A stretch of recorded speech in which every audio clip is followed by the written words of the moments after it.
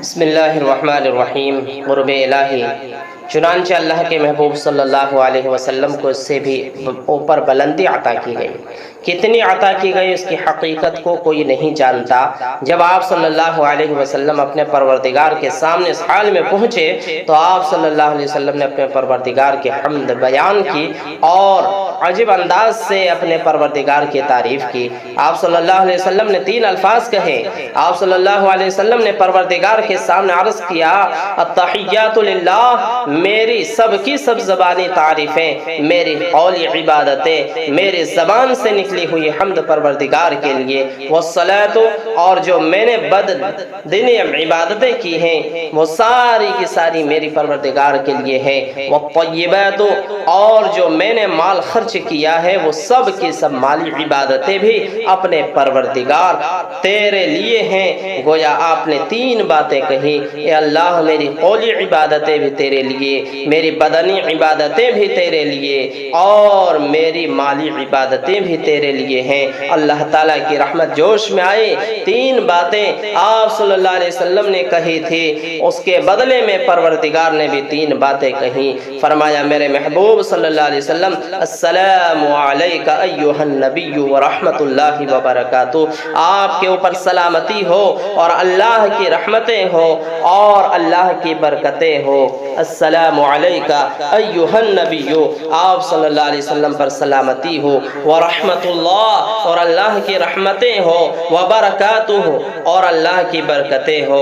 جب نبی اکرم صلی اللہ علیہ وسلم نے دیکھا کہ اللہ تعالیٰ کی رحمت متوجہ ہے، سلامتی کی بات ہو رہی ہے، برکت و رحمت کی بات ہو رہی ہے، تو نبی اکرم صلی اللہ علیہ وسلم کو امت یاد آئی۔ آپ صلی اللہ علیہ وسلم نے فوراً فرمایا، السلام علینا، ہم پر بھی سلامتی ہو، وعلی عباد اللہ الصالحین، اور میری امت کے جو نیک لوگ ہوں اللہ تعالیٰ کی ان پر بھی سلامتی ہو۔ قربان جائیں اس نبی رحمت صلی اللہ علیہ وسلم پر جس کو پروردگار کا قرب ملتا ہے، تو اس حال میں بھی گناہگار امت کو نہیں بھولے، اس رحمت و برکت میں امت کو بھی شامل فرما لیا۔ جب فرشتوں نے دیکھا تو حیران رہ گئے اور اس کی زبان سے فوراً یہ الفاظ نکلے، اشہد ان لا الہ الا اللہ واشہد ان محمدا عبدہ ورسولہ۔ چنانچہ جتنی گفتگو ان قرب کے لمحات میں ہوئی تھی، رب کریم نے اس کو تحفہ بنا کر اپنے محبوب صلی اللہ علیہ وسلم کو عطا فرمایا۔ نماز کا تحفہ، جب دوست سے ملاقات کے لیے آتا ہے تو بعد میں تحفہ لے کر واپس جایا کرتا ہے۔ اللہ تعالیٰ نے فرمایا میرے محبوب صلی اللہ علیہ وسلم، آپ اس تمام گفتگو کو تحفہ سمجھیے اور اپنی امت کو کہیے کہ دن میں 50 نمازیں پڑھیں اور اس کے ذریعہ گویا مجھ سے ہم کلام ہوا کر۔ آپ صلی اللہ علیہ وسلم واپس تشریف لائے تو راستے میں حضرت موسیٰ علیہ السلام سے ملاقات ہوئی۔ پوچھا کہ اللہ کے محبوب صلی اللہ علیہ وسلم کیا معاملہ پیش آیا؟ فرمایا مجھے نمازوں کا حکم عطا کیا گیا۔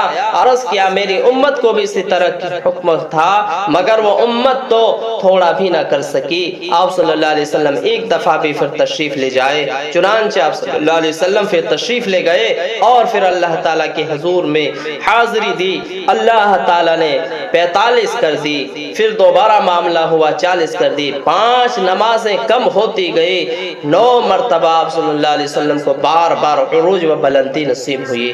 حکمت کیا تھی؟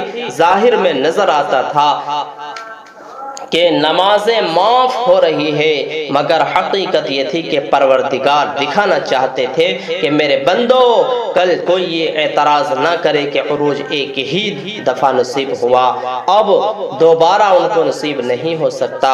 یہ میرے بندے ہیں جو ایک ہی دفعہ میرے پاس نہیں آئے، ان کے لیے میرے در کھلے ہیں۔ محبوب تو جتنی دفعہ چاہے میرے پاس آ سکتا ہے، میں نے رحمت کے دروازے کھول دیے۔ چنانچہ آپ صلی اللہ علیہ وسلم 9ویں دفعہ کے بعد فرماتے ہیں کہ مجھے اللہ تعالیٰ سے حیا آتی ہے تو پھر میں پھر جاؤں، اب تو فقط وہ نمازیں ہیں 5، چنانچہ 5 نمازوں کا تحفہ لے کر اللہ تعالیٰ کے محبوب صلی اللہ علیہ وسلم واپس تشریف لائے۔ نظام کائنات کا موقوف ہونا۔ جب نبی اکرم صلی اللہ علیہ وسلم واپس تشریف لائے تو آپ صلی اللہ علیہ وسلم نے فرمایا کہ میں اپنے گھر میں پہنچا، کیا دیکھتا ہوں کہ جس پانی سے وضو کیا تھا وہ اسی طرح بہہ رہا ہے، بستر کی گرمی بھی مجھے اسی طرح محسوس ہوئی۔ در حقیقت وہاں جتنا وقت لگا تھا پروردگار عالم نے نظام کائنات کو اسی جگہ روک دیا تھا جب آپ صلی اللہ علیہ وسلم تشریف لے گئے تھے۔ آپ کائنات کی جان تھے، کائنات کا ارمان تھے۔ جب آپ ہی تشریف لے گئے تو اللہ تعالیٰ نے پورے نظام کو وہیں روک دیا۔ جب ملاقات کر کے واپس تشریف لائے تو پھر نظام وہیں سے آگے چلا۔